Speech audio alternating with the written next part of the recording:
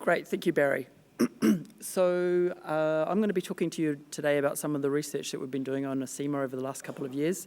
And while it's my privilege to talk today, I'm speaking on behalf of a wider team at Plant and Food and a lot of support from industry.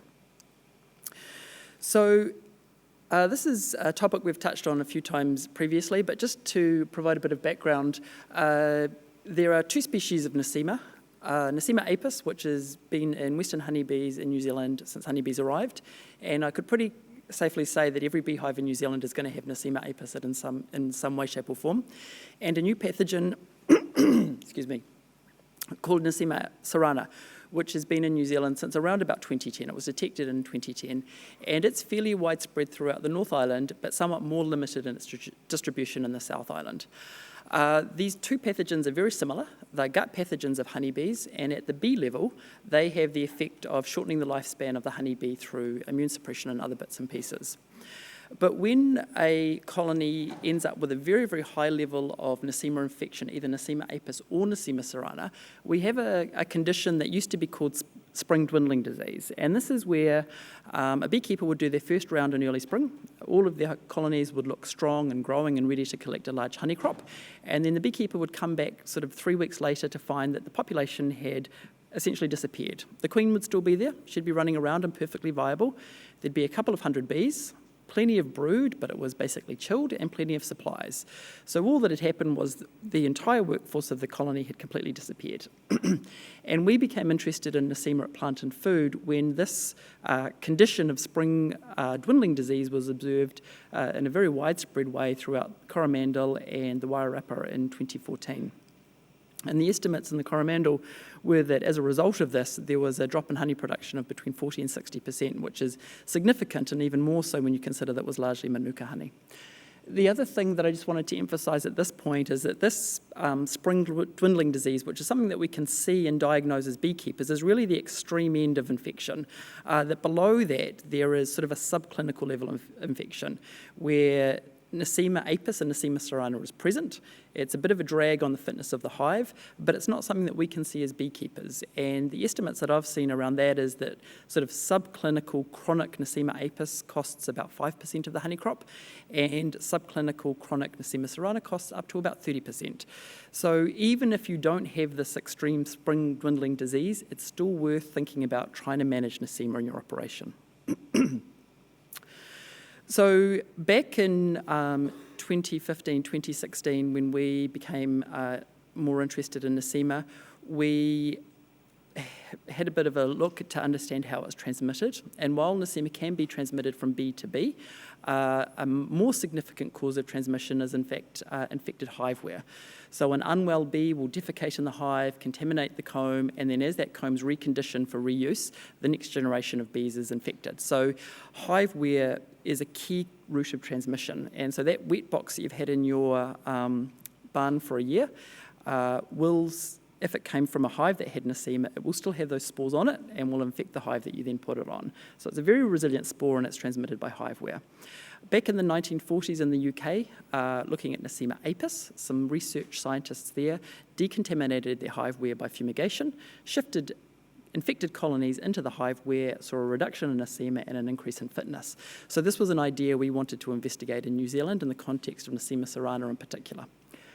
We weren't keen on fumigating hiveware, but we were fortunate that the University of Montana had demonstrated that heating hiveware at 50 degrees for 90 minutes kills virtually all Nosema cerana spores and also knocks back the Nosema apis spores. And I also just included a picture of these frozen blossoms to remind me that since then there's been a suggestion that actually freezing also affects spore viability.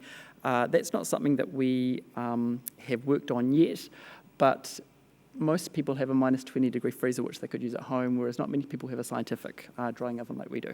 So in our first trial, and this has been presented previously, we worked on full colonies and nucleus colonies in autumn, and we decontaminated wet boxes by heating them at 50 degrees for an hour, and then we went out into the field, we had our hive, we put a queen excluder on top, put the decontaminated box on top of that, shifted the queen up, and then the colony would come up and join the queen over a period of about 30 days, and then we would remove the old contaminated hiveware.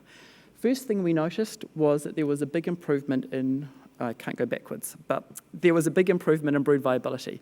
So if you look at a piece of brood comb, you've got empty cells, and even in a nice healthy hive, when we looked in the colonies where we had controlled Nosema, we saw about 6% of the cells were empty. If we looked in the control colonies where we'd done nothing in particular to control Nosema, we had about 15%. So there was a big difference in empty cells if we'd controlled Nosema. And when we estimated colony size downstream from that, we saw an increase in bee number. So in the nukes in particular, where we had not managed Nosema in any particular way, we had about 2,000 bees, and that was good. We were very happy with that. When we'd controlled Nosema, we had about 3,000 bees. So that was a big step up in terms of these nukes going into winter. But moving on from there, there were two questions that we really wanted to come to terms with to understand the relevance of this for a beekeeping operation in a very hands-on way. The first one was, if we do the manipulation in spring, does that result in an increase in honey crop? And the other thing was that the autumn trial that we did was on an organisation that had a lot of spring dwindling disease. So we knew there was a Nosema problem there. If we went into an operation where there was no obvious Nosema, so that subclinical drain that we're not aware of, would that also have an effect, which we did. And we did this on the hives at Plant and Food Research. So these were based in the Waikato. They were predominantly Nosema apis, a little bit of Serrana, and it was at relatively modest levels. We did the same manipulation, so we heated hiveware, and we also put it in the freezer just to cover our bases, relocated the colony and left them to it, and had a look at honey production at the end of the season. We had a horrible year for honey collection in the Waikato, but when we measured all the honey, and including in the brood box, we got about 37 kilos of honey from the hives where we treated it, and about 32 kilos of honey in the hives we hadn't treated Nosema. So that was a difference of about 15%, which was very worthwhile, particularly if you think of more productive years and more expensive honey crops. Just a few ending thoughts. At the back of our mind, scientifically, we're still wondering if we're actually controlling Nosema. It's very hard to measure Nosema levels in a clinical way in a hive. We may be controlling something else, a virus, but we still get the benefit. We haven't quantified other benefits to stronger colonies, so does it, and one thing we observed was that colonies where we managed Nosema actually recovered much better from Nosema varroa. And finally, moving forward, we're looking at replication both across organisations and across seasons. And I will just finish up by acknowledging the team, New Zealand Honey and Hive, who provided a lot of the funding, the NBA Waikato branch that was wrapping up, and we worked very, very closely with Coromandel Honey Limited logistically and intellectually. Thank you. Thank you.